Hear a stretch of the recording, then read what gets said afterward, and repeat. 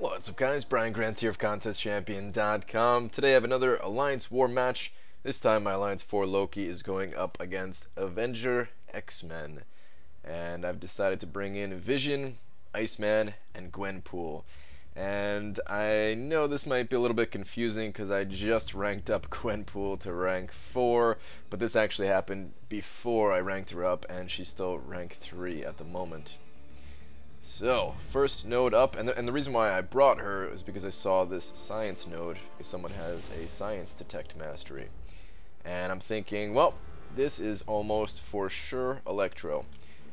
Let's go ahead and throw Gwenpool in here to minimize the damage loss. And sure enough, it's Ant-Man.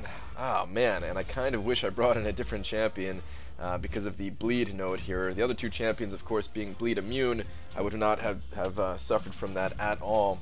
But that's alright. The damage shouldn't be too bad here. Gwenpool can make somewhat short work of Ant-Man here. Ant-Man, of course, very tanky. You can see I'm barely triggering any bleeds because of his glancing. Barely critting at all. But I finally do get a couple of lucky bleeds. Hit him with the L2. Boom! Even at rank 3, Gwenpool, absolute monster.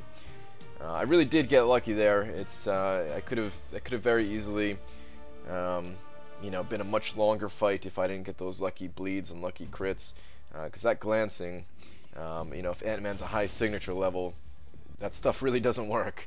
But that was a 5-star Ant-Man, so it might have been relatively low signature level. Alright, next up here, trying to think about who I'm going to be fighting here, and sometimes it's Magic, sometimes it's Nightcrawler, and today it's Black Panther Civil War. A couple of interesting options here in this war. A couple of different champions than what I'm used to seeing, and it was kind of refreshing, to be honest here. Black Panther Civil War, champion that usually does not give me too much trouble. Basically just bait out his heavy attack and try to dodge his L1. Of course, with the evade bug, it's a little bit difficult to dodge that L1 sometimes, so sometimes I just do a single evade and then block the last part of it, and it's not too bad. Black Panther Civil War's damage is not that high, which is why it's, you know, it's pretty good, and it's a great idea to just bait out the heavy attacks. You're not going to take that much damage while blocking. You have to be careful though about getting stuck against the wall like I am here, and once you're up against that wall, you really have to time your dodges quite well. And it is easy to mess up, and I do mess up frequently when I'm up against the wall. Maybe not frequently, maybe frequently is the wrong word there, but I do mess up on occasion up against the wall. Here I did not, and I'm able to you know, bait out that heavy one last time and finish off the fight. Not too bad at all. Decent start to this Alliance War. Let's hope this continues. So, next node up after this is, of course, the unblockable L2 node.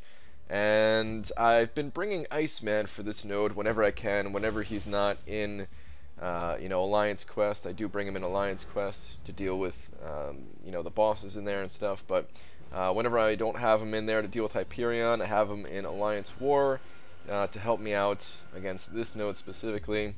And I'm up against Hood, and Hood is not that bad of a fight.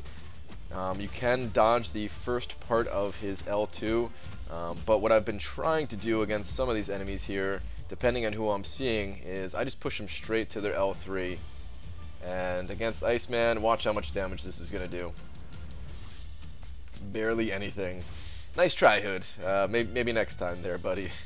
What I did not realize, though, is that made him go invisible. For some reason, I was thinking this is just a you know, a visual bug, because that's been happening with Hood lately. You can see now he's not actually invisible. Now it is actually you know, a visual bug. But that messed me up. That messed me up pretty good, actually.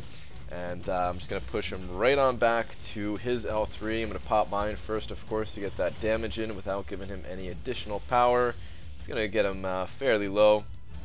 And here goes his second try at his L3. And maybe this time it'll do some damage. Maybe not. Gotta love that Iceman ability. So powerful, so good. And now because I have my L1 on him, he can't dodge that, and he is down. So I took a lot of damage there, a lot more than what I would have liked, but You know, honestly, anytime you get through an unblockable L2 node like that without dying, you got to be happy with it. That node can be brutal sometimes, as you'll definitely see in some of the a recent war that just happened that, of course, I recorded and will upload. Alright, but moving on. This is another bleed node, so I'm going to go ahead and bring Vision in here since he's nice and healthy. And I've been seeing a variety of enemies on this node lately. Ultron is probably the most common, and it is what I get here, but it's a really hard node to predict what I'm going to see. And wow, does that fight start poorly or what, man? I just took about half of my health, maybe even a little bit more there, just from Ultron, just from him, you know, the first 10 seconds of the fight. So I'm going to try to play this pretty cautiously going forward here. And I do get a little bit of an intercept there. I'm usually not too good at intercepting, but every once in a while I can sneak one in. And for the most part, I just play the you know, the parry stun game and try to get my free hits in. Try to keep my combos pretty short in case he evades. I just try to you know, really time things so that if he does evade, I'll already be my fingers on the trigger to dash back, kind of thing. I get the heal block off there, and I make him lose his connection, and that's gonna be a wrap for this fight. Not too bad at all. Not too bad at all. So Ultron is down. Luckily, that poor start to the fight did not make me lose my vision. Is that a pun? I'm not sure. It was not intentional. But we're gonna move on to the next fight. I have one last fight in my path here. Well, maybe one last path. One last enemy in my normal path, and then there is a little bit of bonus footage after this. So this node here is commonly been Magic and Hyperion almost exclusively. I've seen Cable here a few times that you guys have seen, and every once in a while you get you know, a different type of enemy here as well. And today it's gonna be Mordo, and it is a 5-star Mordo. I've kind of been talking crap about Mordos lately, saying, you know, he's an overrated defender, he's not, you know, as good as people make him out to be, and I still stand by that. But it doesn't mean I can't make mistakes, right? You might see a little mistake here. Not to mention, this is a 5-star Mordo. When I was saying, you know, Mordos are a little bit overrated, I was talking about the 4-star version in the high tiers of Alliance Wars. You know, anything tier 3 or 4 and above, probably. Anything below that, and Mordo can still be an immense pain. But with Iceman here, it's not too bad. If you keep the L1 debuff on Mordo, he can't get that astral evasion. However, you can see here, I forgot to put the debuff on him, and I tried to parry stun him anyway. Astral evade kicked in, and I am down. Otherwise, the fight was going relatively smoothly. Of course, you know, Iceman absorbing that L3 again. And at this point, I'm not sure what to do. Gwenpool, she has that stun on attack that you can't really prevent. It's pretty random. Technically, you know, if you pull back fast enough, you're not going to get hit with that astral evasion, but that's kind of hard to do. So, wasn't sure if I should go in with her, but I figured I might as well. I really don't want to use any consumables if I can help it. And so I go in with Gwenpool, trying to get lucky here. Getting kind of panicked here. I kind of messed up. I definitely pushed his power too far. I should have played it a little bit more cautious, but I had it in my head so much that you know, I was afraid of stunning him that I don't know. I didn't really hold back. I just went for it, and luckily I'm able to finish out the fight. So Mordo down to Gwenpool. Can't say that's gonna happen all the time like that. You know, it's really not the most ideal situation to have a character that has a chance to trigger a stun like that. You know, maybe at some point I'll have some video example of what I'm talking about, but it can definitely mess you up. It could definitely mess you up. All right, so this is not my normal node. This is you know, the two people that go up the middle. They usually handle this middle protector, and I was kind of, you know, taking a little peek at my allies here. And I see here that JK, he's still very healthy and will probably not have too much of an issue cleaning up this node.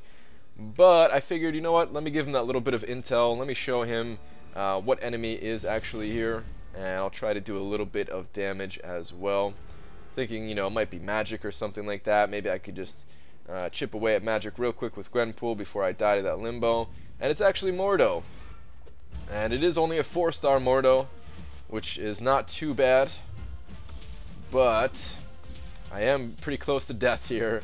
And yeah, I'm not going to put a whole lot of work into this champion here. So I'm doing what I can, trying to stay alive, trying to get those hits in. Gwenpool definitely does hit pretty hard, and you're going to see me try to charge in, try to get intercept here. Come on, survive. Okay, I just thought I was going to die there. Still going, and no, that's going to be a wrap. Charged in on that L1 instead of baiting it out. In hindsight, that should have been really easy to avoid, really easy to see that you know, he had his Barb special there, and I could have just played it safe. He wasn't gaining power. I wasn't at risk of being hit by his L3. But oh well. I did a little bit of damage, and my alliance was able to finish up that Mordo, and we actually did come out victorious against AvGr X-Men. But it was a good war, so AvGr X-Men, good war to you guys, and maybe we'll see you guys another time. Until then, take care, everybody.